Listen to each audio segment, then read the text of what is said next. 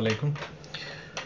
তোমাদের জন্য আমরা একটা ভিডিও করতে চাচ্ছিলাম, সেটা হচ্ছে গিয়ে আমাদের প্রথম অধ্যায় জীববিজ্ঞান সেকেন্ড পার্টের প্রথম অধ্যায়ের আমরা যে চ্যাপ্টারটা পড়িয়েছিলাম ওই চ্যাপ্টারের যতগুলো প্রাণীকুল আছে প্রাণীকুলের পর্বগুলো সম্পর্কে আমরা আলোচনা করেছি।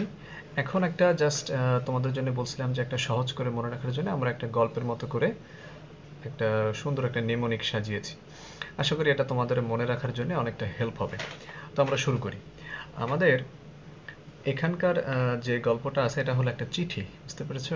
এই চিঠিটার তোমরা খেয়াল করবে, আমরা চিঠিটা স্ক্রিনে দিয়ে দিব। চিঠিটাতে খেয়াল করবে যে এখানে কতগুলো বৈশিষ্ট্য দেওয়া আছে, মানে ওই পর্বের জন্য বৈশিষ্ট্যগুলো দেওয়া আছে। কিন্তু বৈশিষ্ট্যগুলো এভাবে দেওয়া আছে, যেমন ধরো এখানে আমরা 4টা পর্ব সম্পর্কে কভার করার চেষ্টা করেছি। তোমাদের লক্ষ্য হলো যে 4টা পর্ব তুমি চিনো কিনা।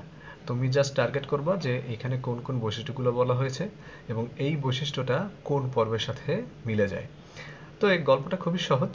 এটা আসলে হলো একটা সমুদ্রের গল্প। সমুদ্রে হলো একদল প্রাণী আক্রমণ করে। এদের আক্রমণের কারণে অপর যারা হচ্ছে মানে জুলুমের শিকার হয়েছে, যারা আক্রমণ করলো, তো সেই যারা মজলুম বা যারা হলো আক্রমণের শিকার, তারা হচ্ছে একজনের সাহায্য চায়। ওই সমুদ্রেরই অধিবাসী এবং তারা খুব শক্তিশালী, তাদের সাহায্য চায়, যার ফলে তারা একটা চিঠি লেখে এবং এই চিঠিটা হচ্ছে এই গল্পের আসলে মূল বিষয়টা। তো আমরা সেই চিঠিটা শুরু করি। খেয়াল করবো খুব ভালো করে, কারণ চিঠির প্রত্যেকটা লাইনেই হচ্ছে হিন্টস দেয়া আছে। আক্রমণকারী সম্পর্কে হিন্টস দেয়া আছে, যাদের সাহায্য চাওয়া হচ্ছে তাদের সম্পর্কে হিন্টস দেয়া আছে, এবং সেই সাথে হচ্ছে মানে বেশ কয়েকজনের কাছে সাহায্য চাওয়া হয়েছে। ধরো কি হয়, নর্মালি হচ্ছে কোনো আক্রমণ হলে ধরো নিম্ন শ্রেণীর যারা প্রাণী তারা হচ্ছে তার থেকে একটু উন্নত শ্রেণীর প্রাণীদের কাছে সাহায্য চাবে, তারা যদি ব্যর্থ হয় তার থেকে আর একটু উন্নত শ্রেণীর প্রাণীদের সাহায্য চাবে। এইভাবে করে করে আস্তে আস্তে একেবারে সর্বোচ্চ পর্যায়ের প্রাণীর সাহায্য তারা চাইল। তো সমুদ্রের নিম্ন শ্রেণীর প্রাণী কারা আছে, একেবারে প্রথম যে পর্বটা খেয়াল করো, প্রথম পর্বটা ছিল হচ্ছে পরিফেরা। তো আমাদের এখানে গল্প যিনি লিখেছেন সে হলো পরিফেরা পর্বের একটা প্রাণী। কথা বুঝতে পেরেছো? মানে এটা হলো জাস্ট একটা চিঠি, সে হচ্ছে চিঠি দিয়ে সাহায্যের আবেদন চাইলো। কার কাছে? সমুদ্রেরই একদল হচ্ছে উন্নত প্রাণী, তাদের কাছে হলো সাহায্য চাওয়া হইলো। এখন সেই উন্নত প্রাণীরা কোন পর্বের অন্তর্গত এটা তোমাদের বের করতে হবে, এবং সাথে আক্রমণকারীরা কোন পর্বের এটাও বের করতে হবে। ঠিক আছে, আমি সব শেষে বলে দিব যে কে কোন পর্বের। আচ্ছা, তো আসো, প্রথম কথা হলো যে এই গল্পটা হচ্ছে অনেক আগের লেখা। এটা হচ্ছে 8/1/1734 সালের চিঠি। আসলে গল্প বলতেছি, এটা হলো চিঠি। 1734 সালের 8 তারিখ, জানুয়ারি মাসে 8 তারিখ লেখা হয়েছে। লিখছেন হচ্ছে সিলিওনা সিলিয়াটা, এবং তিনি লিখেছে হচ্ছে সমুদ্রের স্টার অর্থাৎ একাইনোডার্মাটা পর্বের স্টারের কাছে। আচ্ছা, তো শোনো, বলে দিলাম কিন্তু। আচ্ছা, এবারে আসি, শোনো চিঠিটা কি। আশা করি ভালো আছো। সমুদ্রের একটা গুরুতর বিষয় নিয়ে তোমার কাছে অভিযোগ দিতে আমার চিঠি লেখা। আমার বন্ধু স্কাইফা জিলাটিনোসাম সম্প্রতি সন্ধিযুক্ত উপাঙ্গ বিশিষ্ট শক্ত কাইটে নির্মিত দেহপ্রাচীর দিয়ে ঘেরা শত্রু দ্বারা আক্রমণের শিকার হয়। ফলে আমার বন্ধুর স্পিকিউল কাটা ও স্পোজিন নামক জৈবতন্তু দিয়ে নির্মিত দেহ কাঠামো ভেঙে যায়। তুমি তো জানো আমার বন্ধু নিশ্চল ও তার দেহ ছিদ্রযুক্ত, কিন্তু আক্রান্ত হওয়ার পরে সে খাদ্য, অক্সিজেন ও শুক্রাণু দেহাভ্যন্তরে নিতে পারছে না। এমনভাবে আক্রমণের শিকার হয়েছে যে সে মনে করো খাবার নিতে পারতেছে না, অক্সিজেন নিতে পারতেছে না, এমনকি শুক্রাণু সে নিতে পারতেছে না। তাহলে তার তো ভবিষ্যৎ বংশধারা তো চলে যাবে, তাই না? সেটাই হয়েছে। লেখা হলো কি যে এতে তার নিজের এবং ভবিষ্যৎ বংশধারা ধ্বংস হওয়ার আশঙ্কা করছি।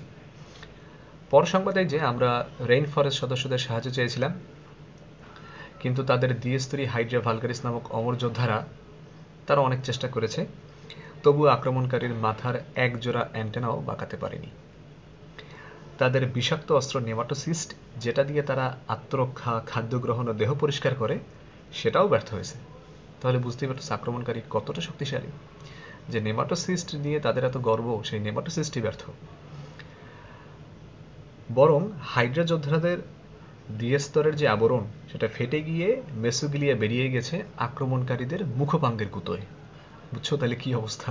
আক্রমণকারীদের মুখপাঙ্গের গুঁতোয় হাইড্রা ভালগারিসের দ্বিস্তরের আবরণ ফেটে গিয়ে মেসোগিলিয়া বেরিয়ে গেছে। আচ্ছা, তারপরে আসো, সর্বোপরি বোঝা যাচ্ছে যে আক্রমণকারীরা বেশ শক্তিশালী এবং বেশ উন্নত। তাদের হিমোসিল নামক রক্ত গ্রুপ ও পৌষ্টিকতন্ত্র সম্পূর্ণ, যা আমাদের নেই। আরও জানা গেছে যে তাদের আক্রমণের সময় হাইড্রা ভালগারিস যোদ্ধাদের খেয়ে হজম করে ম্যালপিজিয়ান নালিকা দিয়ে বের করে দিচ্ছে। বুঝলে কি পরিমাণে মানে হচ্ছে চরম লেভেলের অপমান। খেয়ে দিয়ে হজম করে তারপরে ম্যালপিজিয়ান নামক রেচনাঙ্গ দিয়ে বের করে দিছে। বুঝছো তাহলে আক্রমণকারী কি পরিমাণ শক্তিশালী। আচ্ছা এখন কোশ্চেন হলো, বুঝতে পারতেছো আক্রমণকারী কে হবে? আচ্ছা তারপরে আসো, অতএব তোমাদের সাহায্য কামনা করছি। যেহেতু তোমাদের দেহ হচ্ছে কণ্টকময়, মানে এখন হলো যে সে কেন সাহায্য তাদের কাছে চাইলো। এখন সেই সাহায্যকারী যার কাছে আমাদের চিঠি লেখা হলো, সেই সাহায্যকারীর কিছু বর্ণনা আসবে। সাহায্যকারীর এখানে বর্ণনার প্রথমে লিখছে যে যেহেতু তোমার দেহ কণ্টকময়, স্পাইন ও পেডিসিলারি নামক বহিকঙ্কাল যুক্ত, বুঝতে পারতেছ আসলে কার কাছে সাহায্য চাইছে। আচ্ছা, তাই খুব সহজেই তুমি ওর কাইটিন নির্মিত প্রাচীর ভেঙে দিতে পারবে।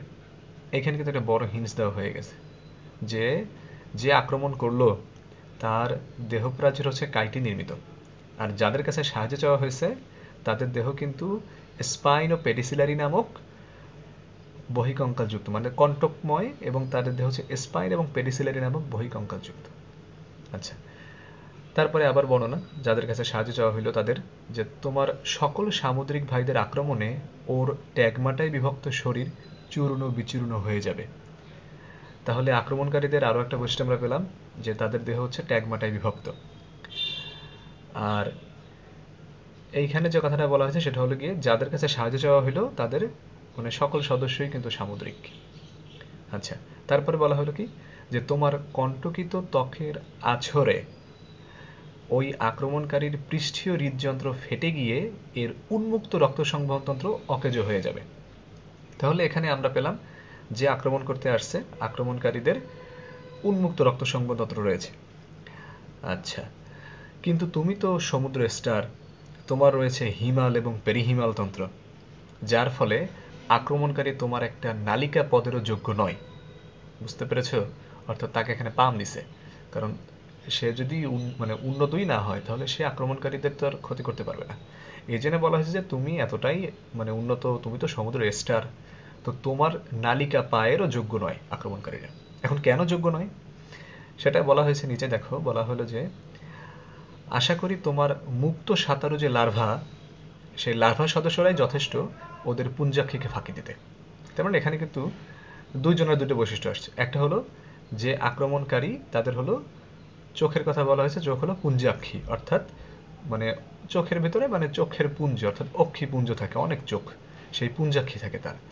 আর যাদের কাছে সাহায্য চাওয়া হয়েছে সে সাহায্যকারীদের হলো মুক্ত সাঁতারু লার্ভা দশা রয়েছে। আচ্ছা তারপরে আসো, তোমাদের অনন্য গড়নের পানি সংবহনতন্ত্র থাকায় আক্রমণের পর তোমাদের পিপাসাও লাগবে না। বুঝতে পেরেছো তাহলে যে কাদের কাছে সাহায্য চাওয়া হয়েছে? এমন একজনের কাছে সাহায্য চাওয়া হয়েছে যে যাদের হচ্ছে অনন্য গড়নের পানি সংবহনতন্ত্র রয়েছে, যাদের ফলে তাদের পিপাসাও লাগবে না আক্রমণের পরে। তারপরে আসো, এখন তো আক্রমণ তো যদি করে এই যাদের কাছে সাহায্য চাওয়া হইলো তারা নিঃসন্দেহে জিতবে, তো জয়লাভের পরে তাদেরকে আমরা কি দিব? তো এখানে বলা হয়েছে জয়লাভের পর সমুদ্রবাসীদের পক্ষ থেকে তোমাদের জন্য থাকবে সমুদ্র শসা ও সমুদ্র বিস্কুট সহ বাহারি খাবারের বিশাল এক ভোজন উৎসব। আশা করি আমাদের বিপদে এগিয়ে আসবে। ইতি, যিনি চিঠি লিখেছেন তার নাম কি? সিলিওনা সিলিয়াটা। বুঝতে পেরেছো? আচ্ছা তাহলে এখানে খুব ভালো করে খেয়াল করো, যে চিঠি লিখেছে সে হচ্ছে সিলিওনা সিলিয়াটা। তার মানে যিনি চিঠি লিখেছেন তিনি হচ্ছে পরিফেরা পর্বের অন্তর্গত, কারণ সিলিওনা সিলিয়াটা একটা বিখ্যাত স্পঞ্জ, এটা আমরা সবাই জানি। তাহলে যেহেতু তার বন্ধু আক্রান্ত হয়েছে সে নিজেও পরিফেরা। এই বন্ধুর কথা এখানে বলা হয়েছে, কিন্তু তার বন্ধু কে ছিল? প্রথমে দেখো, প্রথম দিকে আমরা বলেছিলাম যে আমার বন্ধু এসকাইফা জিলাটিনোসাম সম্প্রতি সন্ধিযুক্ত উপাঙ্গ বিশিষ্ট শক্ত কাইটিন নির্মিত দেহ প্রাচীর দ্বারা ঘেরা শত্রুর আক্রমণের শিকার। তাহলে নিঃসন্দেহে বুঝতে পারছো যে আক্রমণের শিকার যে হয়েছে সে হলো পরিফেরা পর্বের, আর যিনি আক্রমণ করেছে মানে আক্রমণকারী সে হচ্ছে আর্থপোডা, কারণ আর্থপোডাদের কি সন্ধিযুক্ত উপাঙ্গ বিশিষ্ট এবং কাইটিন নির্মিত ত্বক থাকে। পাশাপাশি আরও বৈশিষ্ট্য বলা হয়েছে পরিফেরাদের, যেমন পরিফেরাদের বলা হয়েছে যে এদের স্পিকিউল কাটা এবং স্পোজিন নামক তন্তু থাকে। তারপরে বলা হলো তাদের দেহ ছিদ্রযুক্ত। এখন যেহেতু আক্রমণের শিকার হয়েছে কাজে আমরা জানি কি এই ছিদ্রপথে তাদের হচ্ছে খাদ্য, অক্সিজেন এবং হচ্ছে শুক্রাণু প্রবেশ করে, সেটা তারা প্রবেশ করতে পারবে না। এরপরে প্রথমবার যে সাহায্য চাওয়া হয়েছিল যাদের কাছে, তারা হচ্ছে দ্বিতীয় পর্ব, অর্থাৎ আমাদের হলো নিডারিয়া। নিডারিয়া পর্বের প্রাণীদের সব থেকে ক্লাসিক্যাল এক্সাম্পল হচ্ছে হাইড্রা। আর আমরা জানি হচ্ছে হাইড্রা হচ্ছে অমর, মানে হাইড্রা কেটে ফেললে ওইখান থেকে আবার দুইটা মানে মাথা গজায়, জাস্ট লাইক ওই যে গ্রিক ড্রাগনের মতো। একটা ড্রাগন ছিল না বিখ্যাত ড্রাগন হাইড্রা নামে, ওইখান থেকে কিন্তু হাইড্রা নাম দেওয়া হয়েছে। তো সেই হাইড্রাদের একটা বিশেষ অঙ্গ ছিল, তার নাম হলো নেমাটোসিস্ট। এই নেমাটোসিস্টের ভিতরে বিষ থাকে, অর্থাৎ বিষাক্ত তরল থাকে। এই তরল দিয়ে সে করে কি, মানে তার আত্মরক্ষা করে, পাশাপাশি তার হচ্ছে কোনো জিনিস শিকার করার জন্য সেই নেমাটোসিস্ট ব্যবহার করে, তার দেহ পরিষ্কারও করে। কিন্তু তার এই বিখ্যাত অস্ত্র থাকার পরেও সেই অস্ত্র ব্যর্থ হয়েছে, কারণ তার এই নেমাটোসিস্ট কাইটিন নির্মিত প্রাচীরকে ভেদ করতে পারবে না। বুঝতে পারছো?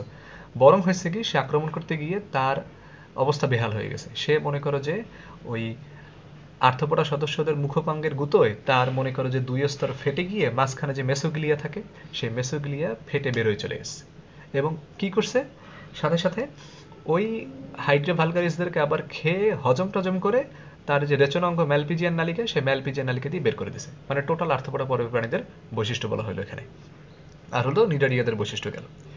এরপরে যাদের সাহায্য চাওয়া হইলো, মানে যাদের কাছে আমাদের সাহায্য চাইলো, এই নিডারিয়া গেল। এখন যাদের কাছে সাহায্য চাইলো তারা হচ্ছে একাইনোডার্মাটা, অর্থাৎ সমুদ্র স্টার।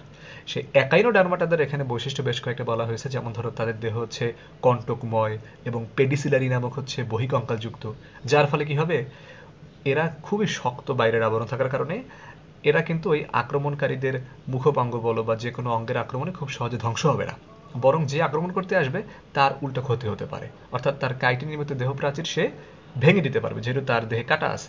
কথা বুঝতে পারছো? এরপরে বলা হয়েছে কি, যে খুব খেয়াল করে দেখবা যে আক্রমণকারীদের একটা বৈশিষ্ট্য বলা হলো যে আক্রমণকারীদের দেহ হচ্ছে ট্যাগমাটায় বিভক্ত। আচ্ছা, আর হচ্ছে তার পৃষ্ঠীয় হৃদযন্ত্র থাকে এবং তাদের রক্ত সংবহনতন্ত্র হচ্ছে উন্মুক্ত। মানে টোটাল বৈশিষ্ট্যটাই আর্থ্রোপোডাদের। আর একাইনোডার্মাটাদের এখানে বৈশিষ্ট্য বলা হয়েছে কি, যাদের অন্নগরণের পানির সংবহনতন্ত্র থাকে, যার ফলে সে পিপাসাও লাগবে না তার আক্রমণের পরে। পাশাপাশি বলা হয়েছে কি যে তার ওই রক্ত সংবহনতন্ত্র তো থাকে না, তাদের থেকে থাকে হলো হিমাল এবং পেরিহিমাল তন্ত্র। কথা বুঝতে পারছো? আচ্ছা, এরপরে বলা হয়েছে যেহেতু আক্রমণকারীদের পুঞ্জাক্ষী থাকে, কাজে এই পুঞ্জাক্ষীদেরকে ফাঁকি দেওয়ার জন্য ছোট জিনিস লাগবে। তো এই ছোট জিনিস হলো এই একাইনোডার্মাটাদের লার্ভা দশা। লার্ভা দশা যারা ছিল এরা মুক্ত সাঁতারু, মানে নিজে নিজে সাঁতার কাটতে সক্ষম। এরা এই আক্রমণকারী মানে আর্থ্রোপোডাদের পুঞ্জাক্ষীকে ফাঁকি দিতে সক্ষম। আচ্ছা, এরপরে তো শেষে তোমরা জানোই, যেহেতু তারা আক্রমণ করে জয়লাভ করবে, কাছে তাদের একটা ট্রিট দিতে হবে। সেই ট্রিট দেওয়া হবে কিসের সমন্বয়ে? সমুদ্র শসা আর সমুদ্র বিস্কুট। এখন তোমাদের কাছে কোশ্চেন রইল, সমুদ্র শসা আর সমুদ্র বিস্কুট কোন পর্বের? আশা করি পেয়ে যাবে, খুব সহজেই পেয়ে যাবে যে সমুদ্র শসা সমুদ্র বিস্কুট হচ্ছে কোন পর্বের প্রাণী। ঠিক আছে? আচ্ছা, সব শেষে যিনি চিঠি লিখেছেন তার নাম হচ্ছে সিলিওনা সিলিয়াটা। এটা একটা বিখ্যাত হচ্ছে পরিফেরাদের এক্সাম্পল, মানে একটা স্পঞ্জ। আচ্ছা, ঠিক আছে, তাহলে আশা করি তোমরা এখানে পারবে। এখানে তাহলে চারটা পর্ব, একটা হলো পরিফেরা, নিডারিয়া, একাইনোডার্মাটা, আর একটা হলো আর্থ্রোপোডা। ঠিক আছে? আচ্ছা, ঠিক আছে, তাহলে এইটুকু থাকলো। আর বাদ বাকি পর্ব নিয়ে আমরা দেখি আরেকটা ছোট একটা নেমোনিক বানানোর চেষ্টা করব। আশা করি তোমাদের কাছে এই গল্পটা এবং চিঠিটা ভালো লেগেছে। তোমরা যদি ভালো লেগে থাকে তাহলে আমার চ্যানেলে সাবস্ক্রাইব করো, আর হচ্ছে পারলে শেয়ার করো। ঠিক আছে? ধন্যবাদ, ধন্যবাদ সবাইকে।